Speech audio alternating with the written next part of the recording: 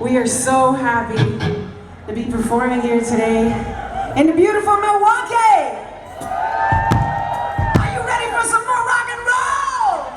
Hello, classic rock fans. I am reporting just a couple of days after seeing Enuff Z'nuff, Vixen, and Sebastian Bach at Summerfest in Milwaukee. That was my last day at Summerfest 2025, which was an absolutely great series of concerts I saw this year.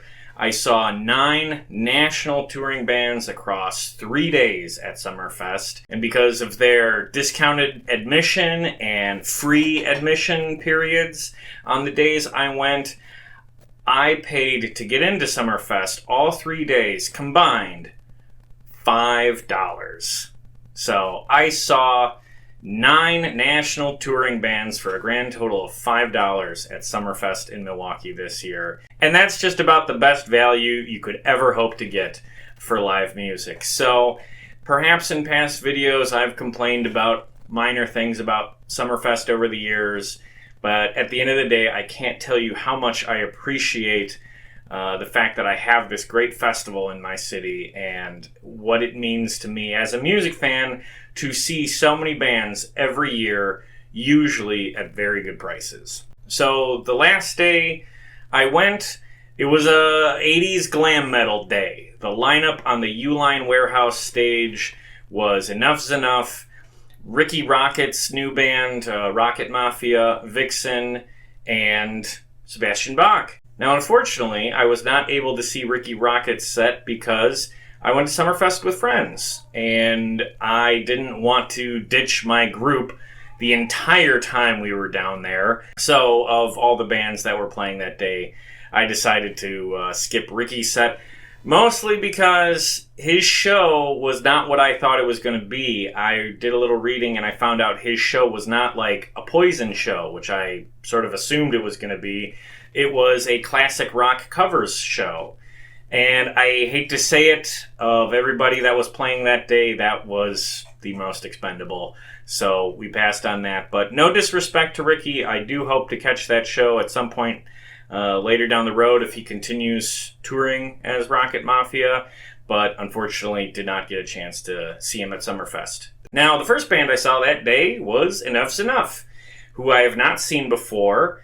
Chip Z'nuff is the only remaining original member, and he's the frontman and lead singer. And during his set, he said this was the first time he played Milwaukee's Summerfest in like 30 years. I didn't realize Enuff Z'nuff is an Illinois band. They're based out of the Midwest, so I'm actually really surprised they haven't played Summerfest more often over the years. I was not terribly familiar with their music before this show. In fact, I really didn't know any of it. I just knew the band's name, Enuff Z'nuff. Pronounced, of course, Enuff Z'nuff for anyone who just looks at the band name. I know some people like it. I've always thought that was kind of a silly name, and that's part of why I never really explored their discography. But I was interested in seeing them, and I thought maybe seeing some of their songs live would be a good way to introduce myself to that music. Unfortunately, I will say that the songs I heard didn't exactly knock me out. I'm not the biggest metal fan, so I don't love everything out of that genre. I will say I didn't dislike anything I heard from Enuff Z'nuff, but at the same time, most of the songs didn't really grab me. But I was paying attention, and I will say I was definitely surprised by the set list because the set list included a number of covers, and they were Jet by Paul McCartney and Wings, Live and Let Die by Paul McCartney and Wings, and with a little help from my friends, by the Beatles. That was bizarre. Since then I've learned that Enuff Z'nuff put out like a Beatles cover album a couple of years ago, and these were the songs that they've been playing as part of their set list to support that album. That album came out in 2021, so I don't know if they're still promoting that album. Chip did mention that they have a new record coming out, and it's going to be, I think, their 20th or 21st album. That surprised me. I did not realize there was that amount of Enuff Z'nuff music out there. So that's a pretty intimidating catalog to dive into. But whatever the case, he said he's got a new album coming out, and, you know, that's good news. But during this show, the Paul McCartney Beatles songs were a significant part of the set list. Like a quarter of the show were these cover songs. And I will say I was very happy to hear Jet. I think that's a great song, and also a song that lends itself pretty well to being covered by like a glam rock band. I will say, I don't know if I really needed to hear the other two Beatles-related cover songs. For starters, I was really surprised at the choice to do a glam rock cover of Live and Let Die. Dude, it's been done!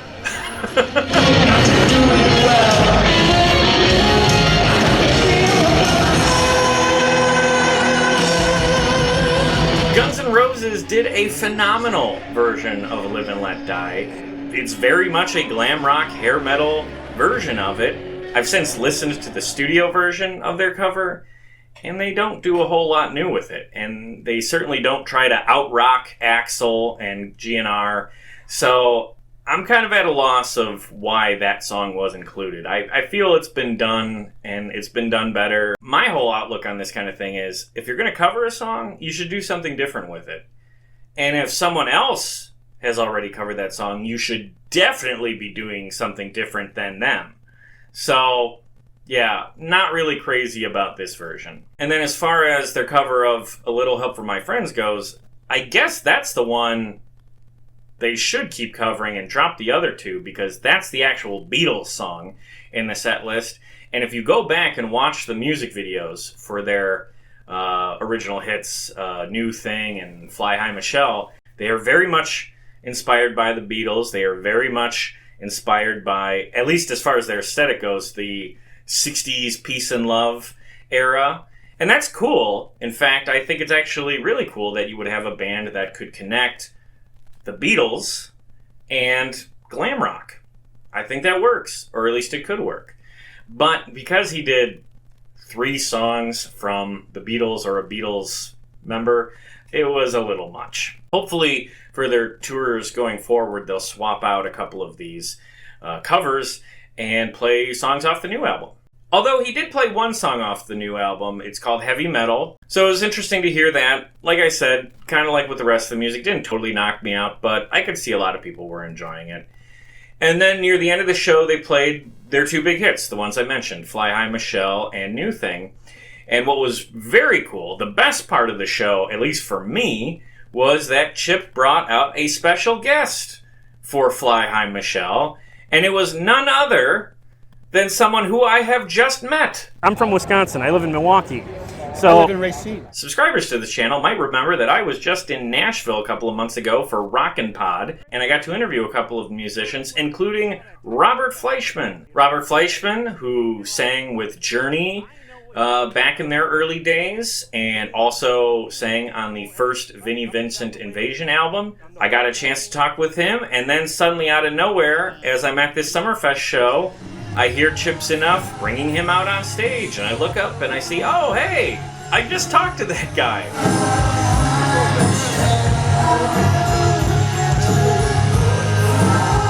So that was absolutely awesome. Thank you so much to Chip Z'nuff for bringing him on stage.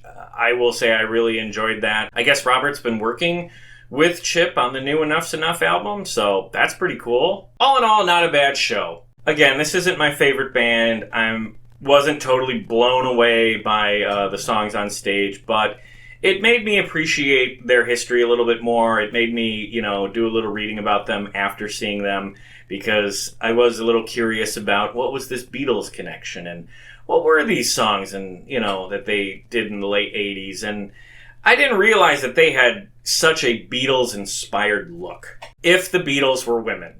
Dude looks like a lady, that's all I'm saying, and I'll probably cut this because this is not politically correct at all. Alright, I'll leave it at that. So let's move on to the next band. Vixen. I saw Vixen for the first time just a couple of years ago at Summerfest in 2023, and I thought they were great.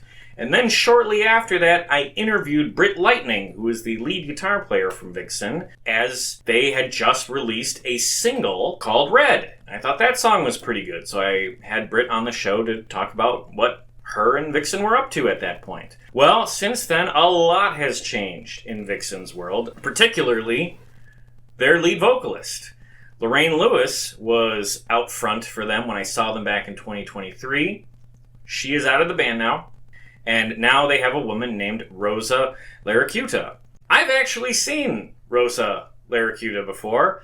She was in the Trans-Siberian Orchestra for a couple of years, and I saw 2 of the shows that she performed at, both in Milwaukee, once in 2018 and another in 2021. And I understand that TSO is not everybody's cup of tea, but the one thing I will say about that band that I think even haters would have to agree with me on is to be in that outfit, you have to have the pipes.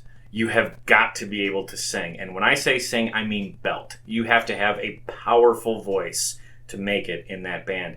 And she absolutely does.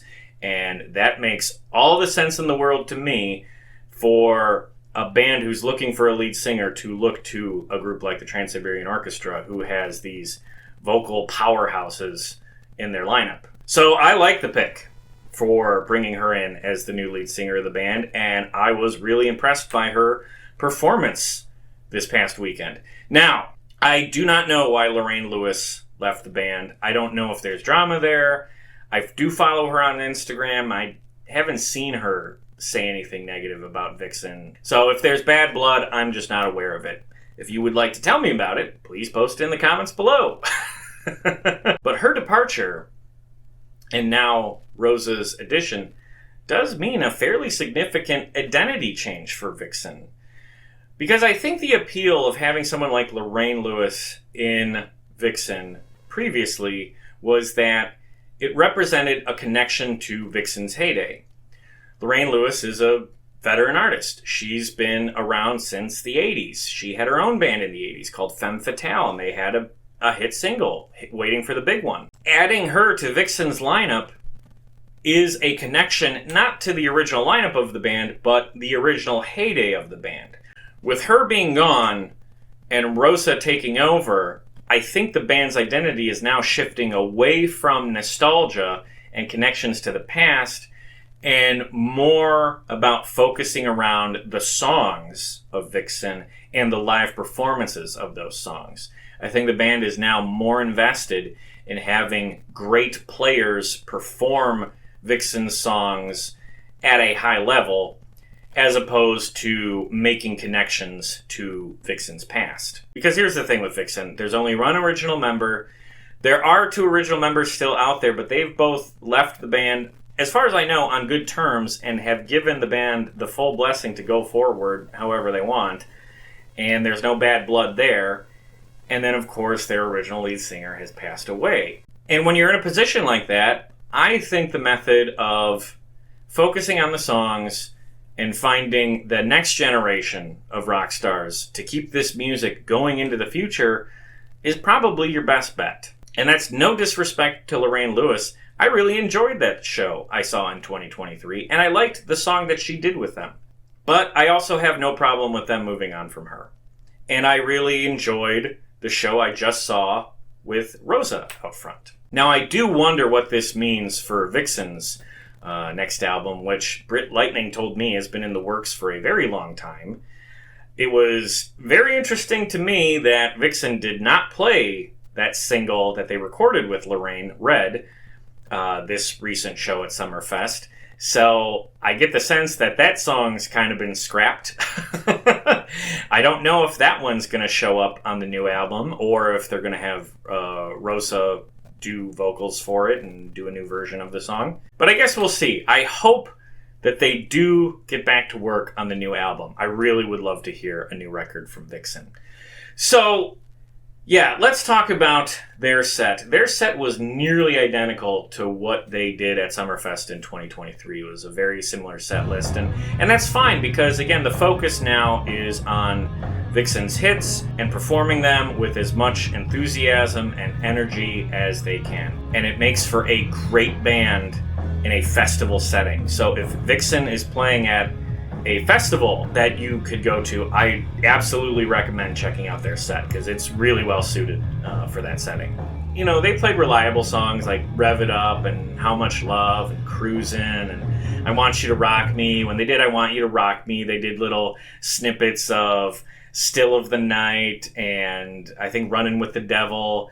I remember that from 2023. It's just a little bit of fun with these references to other songs. And if you saw my interview with Britt Lightning, you might remember that she said that Van Halen is the band that everybody in the group agrees on. That's one of the biggest inspirations for Vixen. So I think it's very appropriate that they work those little tributes into the show. And maybe Enuff Z'nuff could take a page from their book and maybe limit the references to his inspirations. But that's another topic. I did a couple others. Streets of Paradise, Love is a Killer, a cover of a song called You Ought to Know by Now. I wasn't familiar with that one. Another one called Not a Minute Too Soon. And of course, they've closed on their big hit.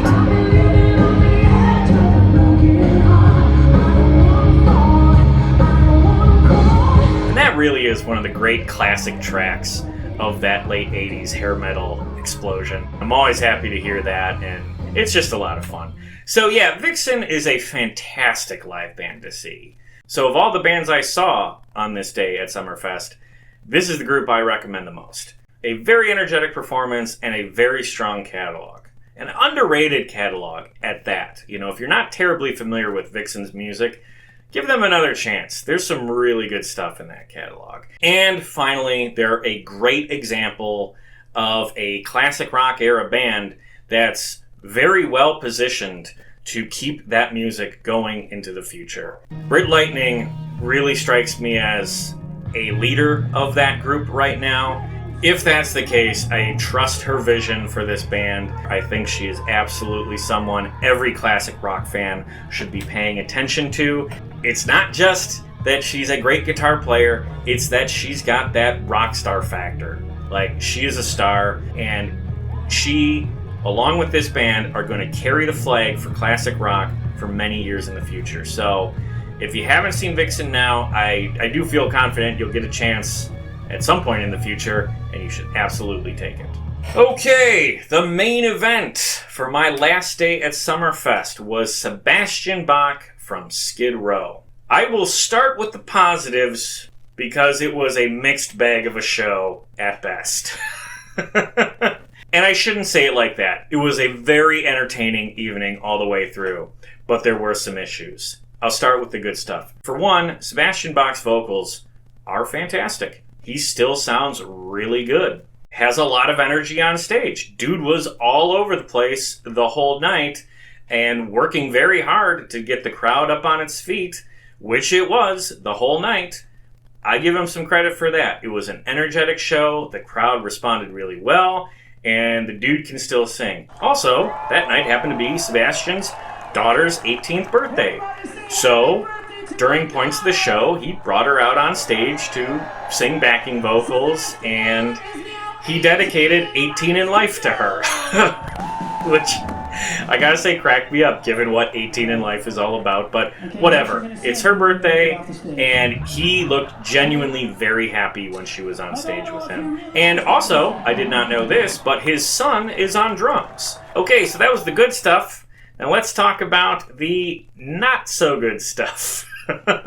Which there was quite a bit of. So, Seabass comes out on stage, and before he starts singing the first song, he immediately starts waving his hand back and forth to get the crowd involved. And then he grabs the mic by the cord and then starts whipping the cord around like it's a freaking lasso. And as he's doing this, my buddy who was watching the show with me nudges me. He's just like, you know, that's not really good for those. And I laugh because, like, yeah, man, you don't have to be an audio expert to know that doing that to a mic cord is not good for it. So there might be an issue. And then right on cue, he tries to sing into the mic, and then something's wrong with the audio. And he runs over to his, like, guitar player's mic and starts singing on that. And then immediately starts motioning to, like, a roadie or a stagehand or whatever to come out on stage and fix the mic that he had been swinging around.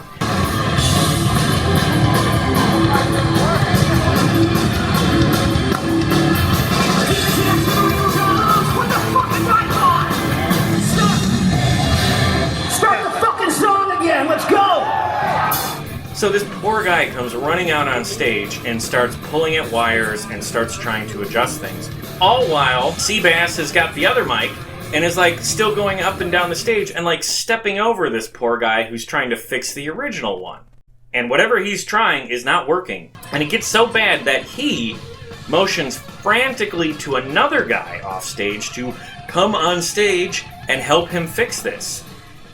And the other guy who comes on stage is coming on stage like this. Like, what do you want me to do? Like, almost in a panic himself. So he comes over. Now there's two guys. So yeah, I could see why Seabass was a little annoyed by this. This is crazy. But at the same time, that mic worked just fine for like 4 different bands all through the day before he got a chance at it. And also, none of those other bands took that mic and swung it around like a freaking lasso. You're not supposed to do that with those. Of all the lead singer moves, that's the one? Why not grab the mic stand and do something with the mic stand? You can't do any real damage to the mic with that. I don't know why any lead singer would twirl a mic by its cord around. All of that seems counter to everything I know about how mics work, and certainly everything Seabass would know about how mics work, because he knows more than me. Needless to say. Now, I think the sound guys off stage were trying to adjust the levels on the mic he was currently holding to get that to be the lead mic, but whatever the case, it wasn't up to his standards. He definitely wanted the sound quality to be better, and all through that second song, Slave to the Grind, and all through, I would say, the next 3 songs, Here I Am, Big Guns, and Sweet Little Sister, all through all of those songs, he is motioning at the sound guys at the back of the crowd, motioning at the people off stage, making exasperated faces at the audience, stepping over the 2 guys who are still trying to fix the original mic. And in between songs, you would literally hear him shouting in frustration. My ears are going in and out.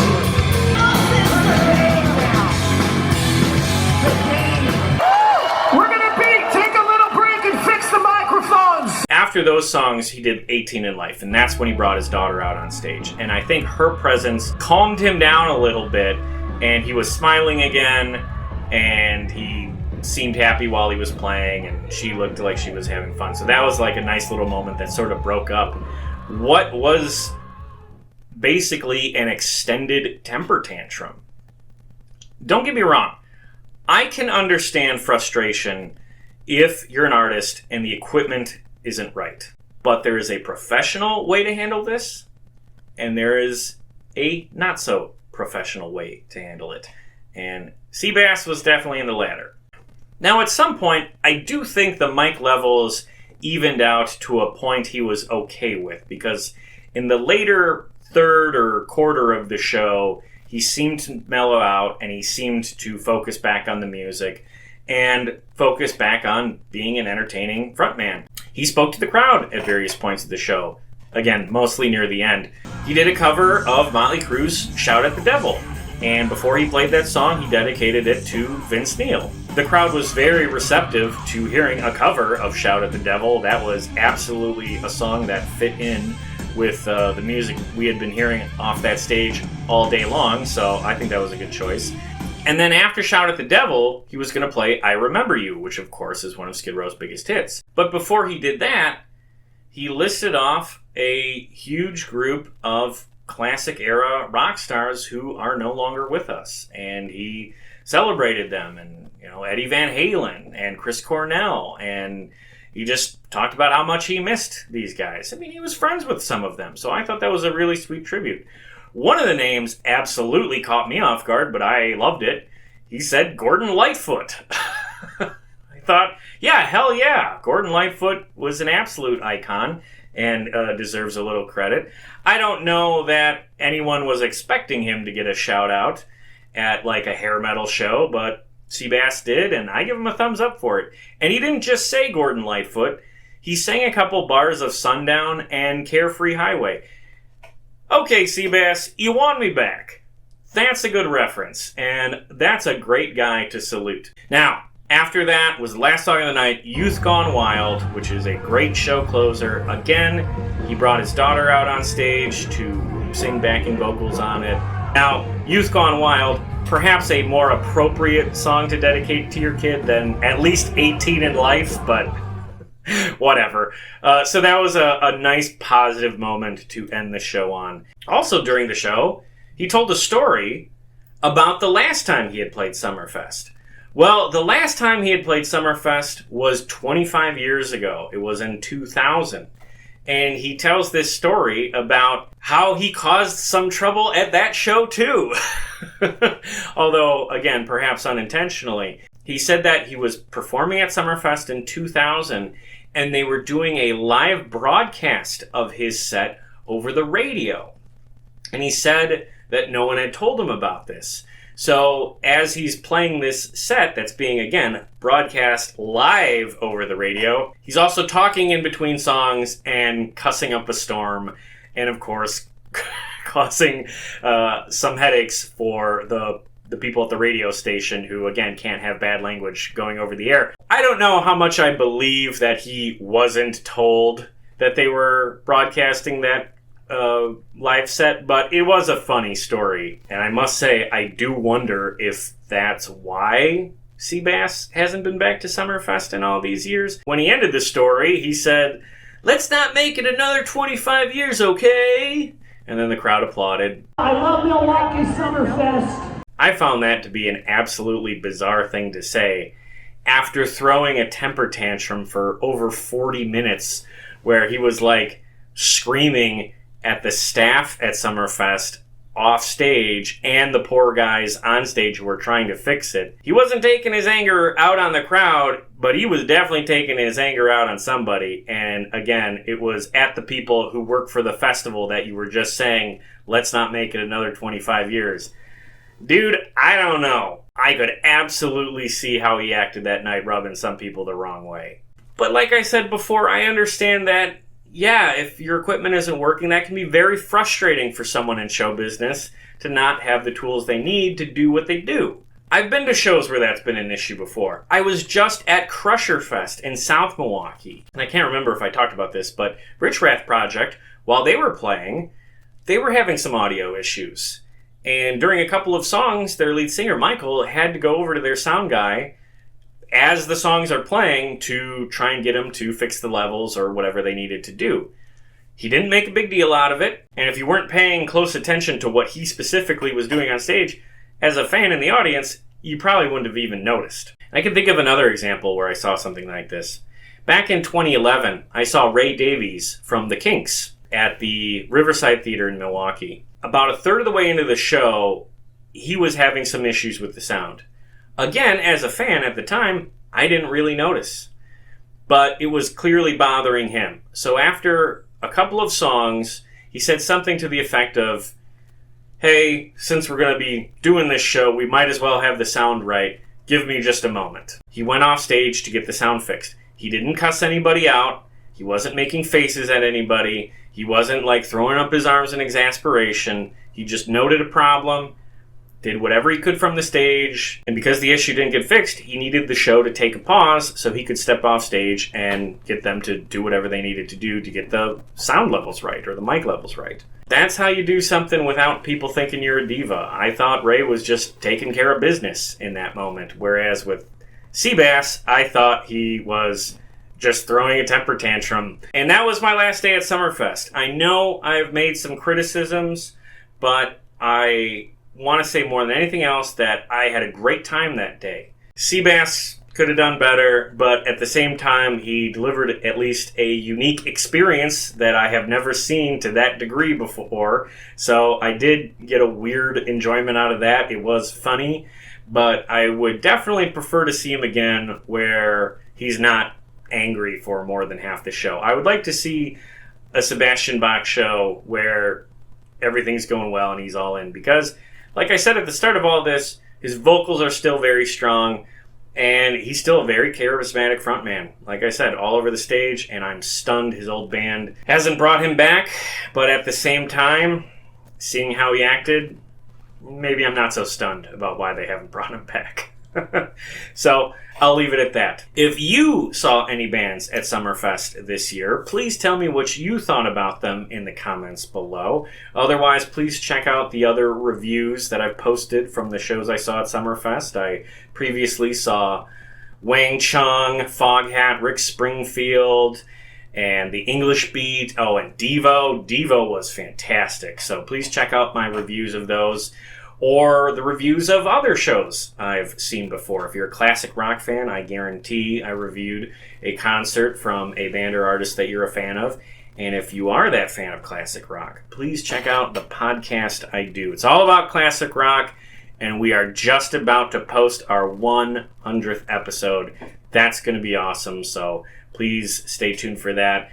And you can do that by subscribing to this YouTube channel and finding us on social media. So with that, I will just say thank you very much for watching. Go see Vixen if you get a chance. And to Seabass, my man, please don't swing any more mic cords around. Those aren't lassos. That's not what they're for. I think you'll have a better show. But anyway, thanks again for watching, and keep rocking.